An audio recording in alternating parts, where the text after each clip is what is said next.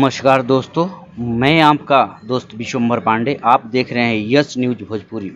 हमारे भोजपुरी के सुपरस्टार समर सिंह जी का कल एक देवी सॉन्ग रिलीज हो रहा है।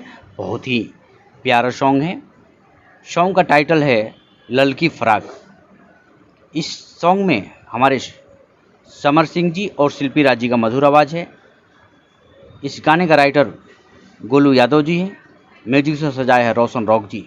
बहुत ही प्यारा सॉन्ग है। इसमें हमारे भोजपुरी की सबसे सुंदर एक्ट्रेस चांदनी सिंह जी हैं। यह सॉन्ग कल ग्लोबल म्यूजिक से सुबह रिलीज किया जाएगा, तो आप लोग बिल्कुल तैयार रहिए, देखना ना भूलें। ग्लोबल म्यूजिक पर जाइए, इस गाने को ढेर सारा दुलार प्यार दीजिए। साथ ही अगर आप हमारे चैनल पर नए हैं तो हमारे चैनल को सब्सक्राइब कीजिए, ढेर सारा दुलार प्यार हमें भी दीजिए। नमस्कार, प्रणाम।